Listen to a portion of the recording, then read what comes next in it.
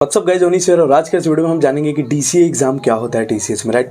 DCA joining के पहले कब होता है और कैसे आप अपने ऑफर लेटर को बिफोर ज्वाइनिंग 3.5 एलपीए से 7.5 एलपीए तक ले जा सकते हो, मतलब निंजा से डिजिटल की तरफ मूव ऑन कर सकते हो।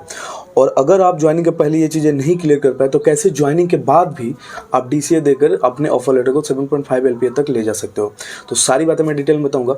और वीडियो शुरू करने से पहले खास बात मैं आपको बता दूं कि मेरा डिफरेंट प्लेटफॉर्म है, उस पर काफ़ी सारा डिस्कशन चलता है डिफरेंट कंपनीज़ के रिगार्डिंग, जैसे टीसीएस, कैपजेमिनी, केपीएमजी। तो अलग अलग कंपनियों जैसे एचसीएल वगैरह भी हैं, उसमें काफ़ी सारे लोग उस कंपनीज़ के हैं, राइट। तो काफ़ी अच्छा डिस्कशन चलता है, काफ़ी हेल्दी डिस्कशन चलता है। तो टेलीग्राम चैनल ज्वाइन कर लीजिए और डायरेक्ट मेरे से जुड़ने के लिए मेरे इंस्टाग्राम पे मेरे को फॉलो करें और मैसेज रिक्वेस्ट करें, मैं वहाँ with in a day answer करता हूँ, राइट। और जल्दी आपको आंसर चाहिए तो कमेंट कर दें, राइट। वीडियो को लाइक करें और कमेंट करें, फिर आपको ज़्यादा जल्दी आंसर्स मिलते हैं, राइट। तो काफ़ी सारे लोगों का डाउट मैं ऑलरेडी सॉल्व कर चुका हूँ। यहाँ पे भी एक मैंने डाउट पिक किया है कि डीसीए एग्जाम कब होता है, डीसीए को हम कैसे क्रैक कर सकते हैं और डीसीए करने के फायदे क्या क्या हैं, राइट। तो जिनका भी निंजा ऑफर मिलता है, right, before joining Ninja offer जिनको भी एज अ फ्रेशर सर्व किया जाता है, उस निंजा ऑफर को आप चाहें तो डिजिटल की तरफ मूव ऑन कर सकते हो, राइट। मतलब डिजिटल को आप गेन कर सकते हो बिफोर ज्वाइनिंग, मतलब ज्वाइनिंग के पहले ही, राइट। तो ये एग्जाम कब होता है? इस एग्जाम को हम कहते हैं डीसीए, डायरेक्ट कैपेबिलिटी असेसमेंट। इसका फुल फॉर्म होता है डायरेक्ट कैपेबिलिटी असेसमेंट। मतलब इसमें आपकी कैपेबिलिटी डायरेक्ट चेक की जाती है कि आप उस लायक हैं या नहीं, राइट। तो ये एग्जाम 2 बार कराई जाती है बिफोर ज्वाइनिंग, और ये दोनों बार में अगर आपने क्रैक कर लिया देन आपका डायरेक्ट ऑफर लेटर जो है निंजा से डिजिटल की तरफ चला जाएगा। मतलब आपको डायरेक्ट डिजिटल ऑफर लेटर मिल जाएगा विद इन अ वीक और with in a month, right. मतलब बिफोर ज्वाइनिंग आपको ये ऑफर लेटर मिल जाएगा, राइट। अब जब ये ऑफर लेटर मिल जाता है तो आपकी सैलरी जो होता है एक डिजिटल कैंडिडेट की तरह होती है और आप एक डिजिटल कैंडिडेट की तरह ट्रीट किए जाते हो, राइट। तो डीसीए एग्जाम जो ज्वाइनिंग के पहले होती है वो 2 बार होती है। और कब कब होती है? तो मई में, अप्रैल में और मई में 2 बार ये एग्जाम होती है, राइट। और इन दोनों बार में आपको किसी एक बार में आपको क्रैक करना होता है। जिस भी बार में आप क्रैक कर लोगे अगले बार आपको ऑफर लेटर अपग्रेडेड मिल जाएगा, राइट। अब ये एग्ज़ाम होता किस बेसिस पे है? तो इसके लिए यार आपको एक प्रॉपर कोर्स देते हैं एक्सप्लोर में ही, राइट।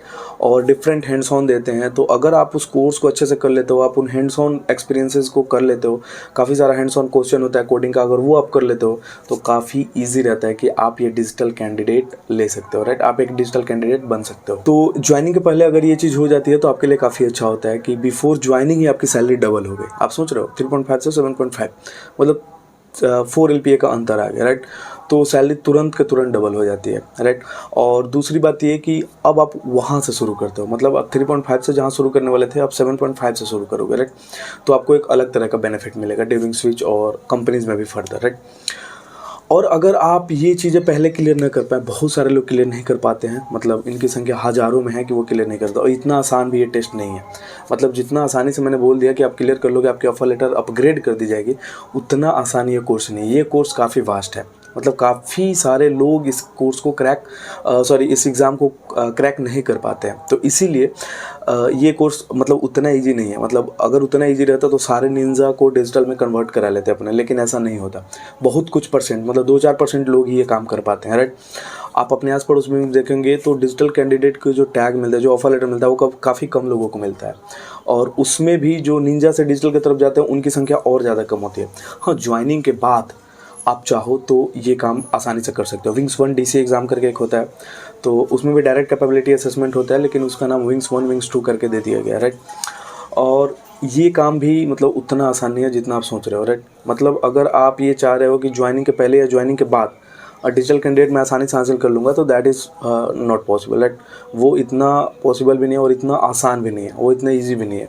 तो आपको प्रॉपर मेहनत भी करनी पड़ेगी और प्रॉपर एक वे तैयार करना पड़ेगा आपको, राइट। इस वे पे मैं चलूंगा तो जल्दी क्रैक कर पाऊंगा, राइट। तो ये चीज़ आप क्लियर कर लो कि डीसीए आप ज्वाइनिंग के बाद भी दे सकते हो। उसमें भी आपको कई सारे अटेम्प्ट मिलते हैं, मतलब 3-4 साल तक आपको अटेम्प्ट मिलते हैं, राइट।